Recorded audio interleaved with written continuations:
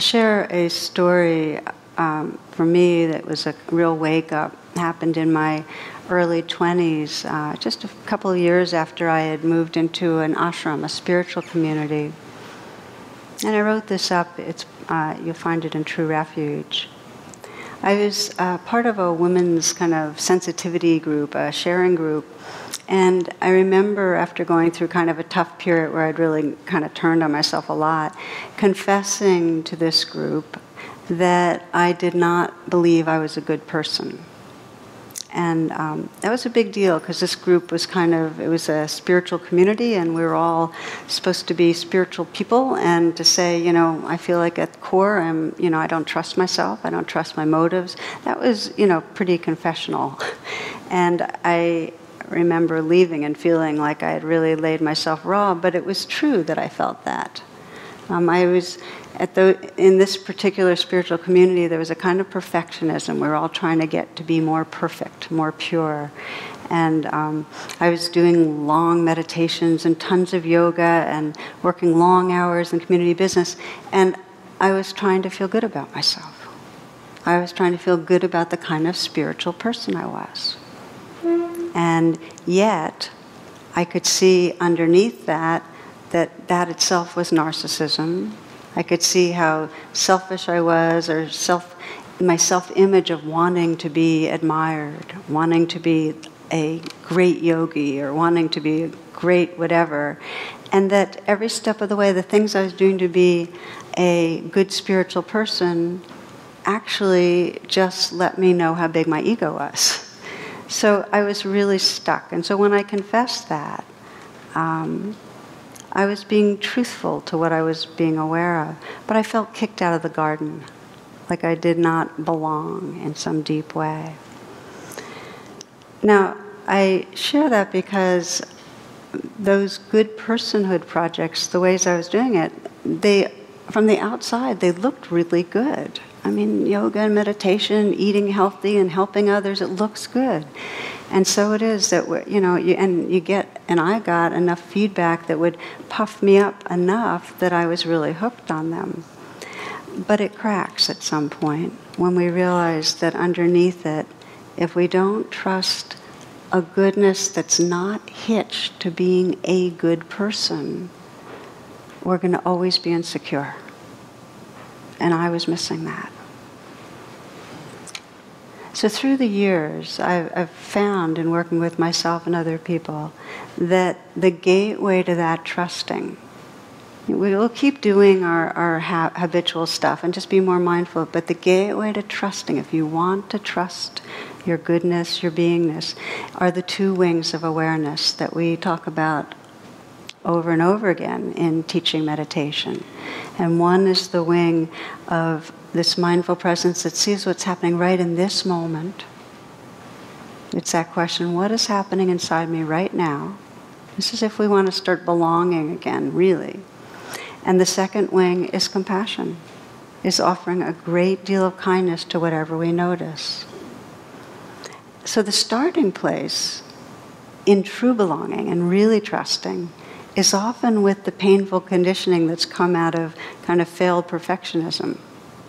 In other words, often the way that we try to belong brings up so much pain that pain itself, if we're present with it, starts opening us to the compassion that's really here. Now, if those sound like a lot of words, I'm going to give you an example for it. But a few weeks ago, I gave a talk on the 3 gestures or expressions of love. And we begin with, in a moment that we're stuck, first forgiving what's going on inside us. In other words, not making ourselves wrong. That forgiveness is the entryway if we want to build a sense of true trusting of our goodness. We have to forgive the conditioning. It's not our fault that we try to inflate ourselves and that we brag. It's not our fault, that we turn on ourselves. And it's not our fault that we conform and don't take risks. It's very deep conditioning. So the first step, if you want to come back home, forgive the conditioning. Forgive your aggression, forgive your defensiveness, forgive the conditioning. There's one man I was working with at a retreat, and he had become aware that his modus operandi for feeling good about himself was to be the center of attention wherever he was, to dominate in groups. And he was at a family gathering, and he saw how his younger brother had been wounded by that, how he had always taken the limelight, and his brother had locked into the experience of being not mattering, not being important, not being seen, not being visible. And it really brought him a great pain. And so he started becoming more and more aware of all the moments that he just unconsciously just grabbed attention and needed to be the centerpiece. And so the first step for him, again, this is his project to feel good about himself, was to forgive that was his strategy. And I shared with him phrases that I really love. Eric Kolvik has taught this in a forgiveness practice. I'll share them with you. You can just close your eyes for a moment and just listen. So if you blame yourself for your strategies, if you don't like your own narcissism, here's some language for it. He says, I allow myself to be imperfect. I allow myself to make mistakes. I allow myself to be a learner, still learning life's lessons. I forgive myself. And if I cannot forgive myself now, I forgive myself. It's my intention to forgive myself when I can. So again, I allow myself to be imperfect. Just imagine if you get caught up in your strategy, whether it's domineering or defended, whatever it is. I allow myself to be imperfect. I allow myself to make mistakes.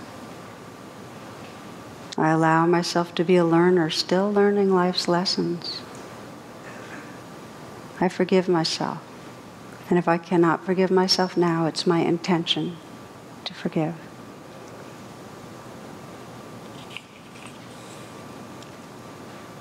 So again, for this man, because he did not trust he was good, he was constantly trying to dominate to feel better about himself, and then he felt the second arrow of, I'm really bad, look how I dominate, right?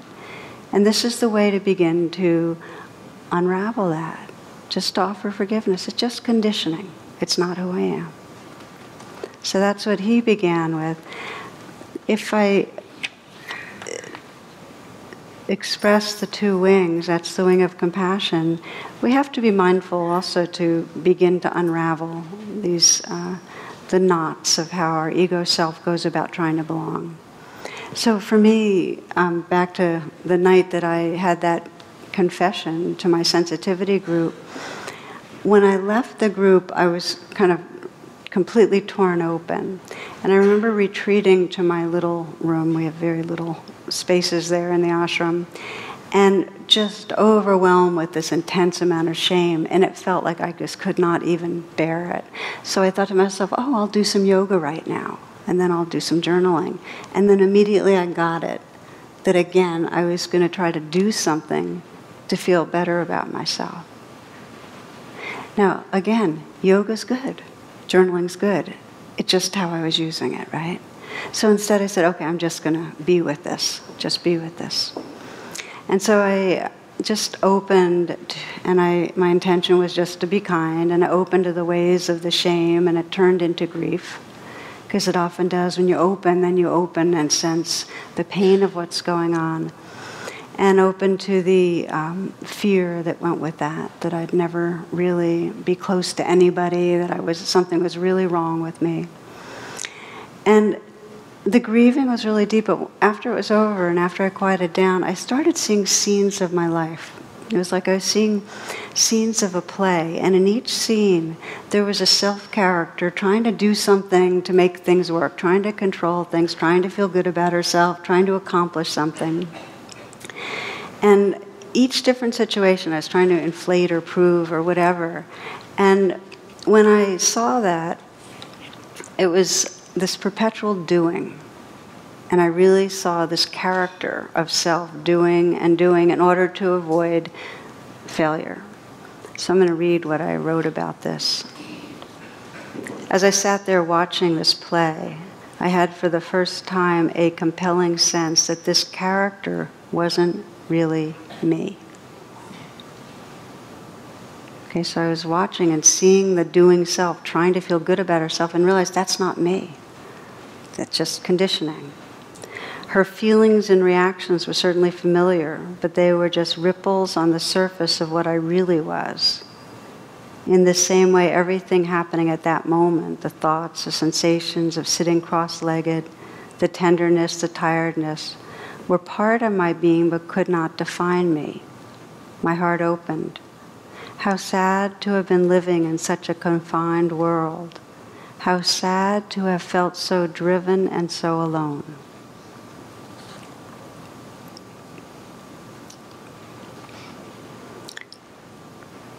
When we start to get how hard we're trying, I mean, think of it, when you're with somebody, this assumption that you have to be a certain way to be accepted. How rare it is to feel like it's just okay how we are. When we start to notice how much we contrive ourselves, control ourselves, judge ourselves, present ourselves, there can be a real sadness to that. But if we deepen our attention, there's real presence, we start getting that self who's trying so hard is not who we really are. It doesn't define us. Even the helpful roles, the helpful affiliations don't define us. And if we're identified with them, we're living in something smaller than the truth of who we are. You don't need to be a Buddhist. Just be aware and trust and live from the Buddha nature. That's who you are. You don't need to be a Christian. Just live from that Christ consciousness. I know you understand what I'm saying. You don't have to be a something. Just live from the truth of who you are. I think that's what the Rabbi Zusha story is about. That even the good roles are still roles. And there's a much more direct and radical and immediate experience that lets us trust our goodness, and that's the presence that's right here. Anything short of that reaffirms a self that we're still trying to polish up. So as you might imagine, the more moments that you're resting in that awareness that sees the play, sees the character, holds it with compassion, but isn't identified, the more we start sensing the presence that's really who we are. And in time, and this is the gift of a mindful and kind awareness, in time that presence becomes more the truth of our experience of our being than any of those roles, than any scene in the play. We begin to trust that. And as you can imagine, that's a shift in identity. We're no longer locked into the narrative of an ego self.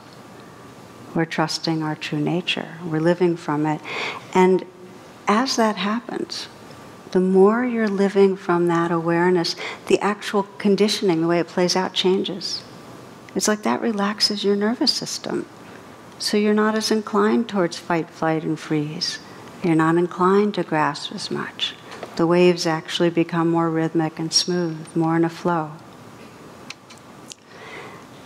The gift of that, well, it actually ripples out to touch others. The more you're trusting who you are, the more you'll see others for who they are. You'll see past the mask. You'll help to invite that out. You'll help others to trust who they are. And you'll respond to your world in a naturally giving way because you'll sense your belonging. Let's practice a little as a way to close this evening.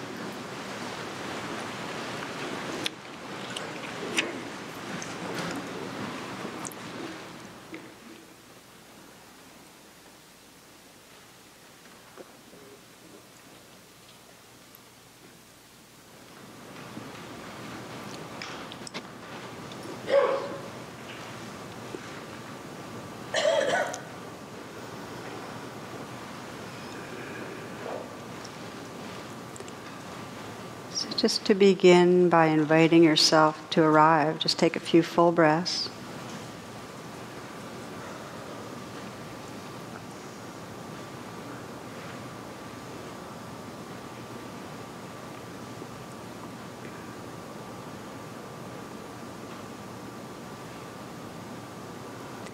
And take some moments to reflect on today or these last few days, and just without adding any judgment, just to notice where you are a doing self in some way, trying to feel good about yourself, trying not to feel bad about yourself.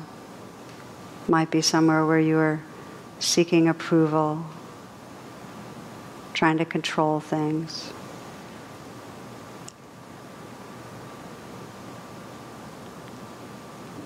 And see if you can sense, as you review, that self trying to feel better, just to see that self as a character in a play. That this is just natural conditioning.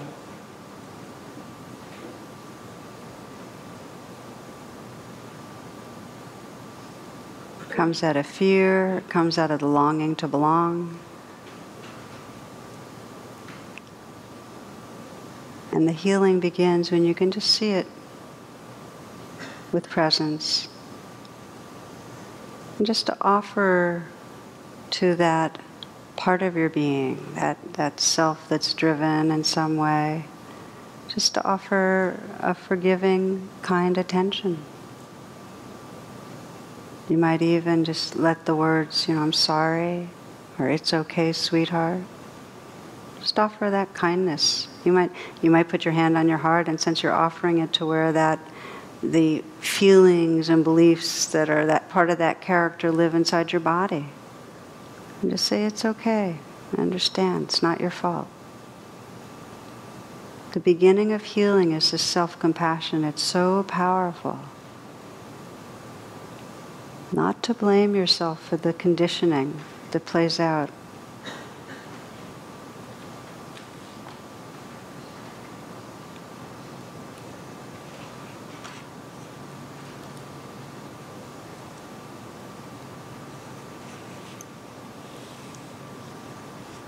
To offer forgiving attention, offer love.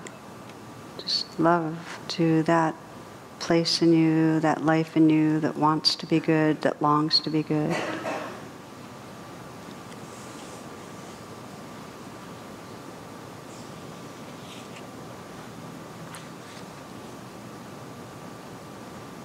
And then deepen attention right now to sense who you are really. Just sense what's right here. The awareness that's observing the self. The awakeness that's here. That intention towards kindness.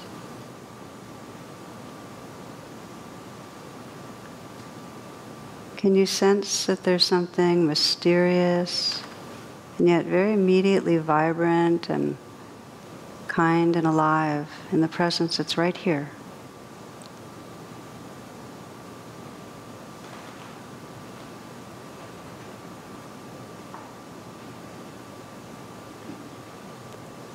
What would your life be like if you no longer believed that something was wrong?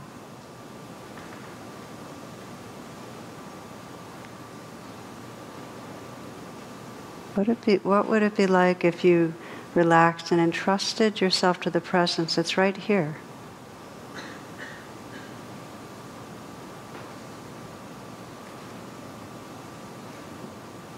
That you can more and more realize this basic goodness is the truth of what we are, and the conditioning as waves in the ocean of being.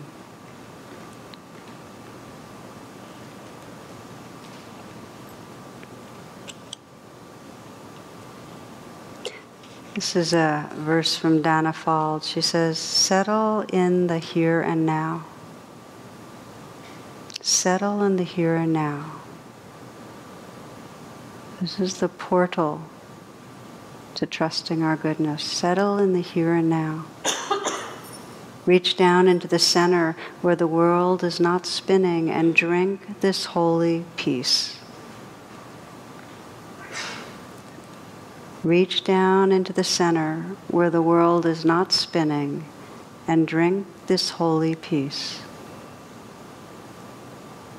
Feel relief flood into every cell. Nothing to do, nothing to be but what you are already. Nothing to receive but what flows effortlessly from the mystery into form. Nothing to run from or run toward. Just this breath. Awareness knowing itself as embodiment. Just this breath. Awareness waking up to truth.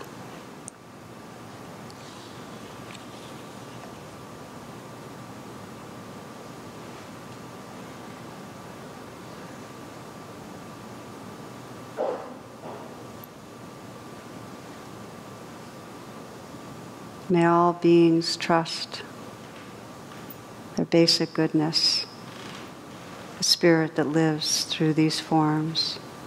May all beings live from the open-heartedness of the spirit. May all beings help each other to awaken and trust this goodness that lives through all beings.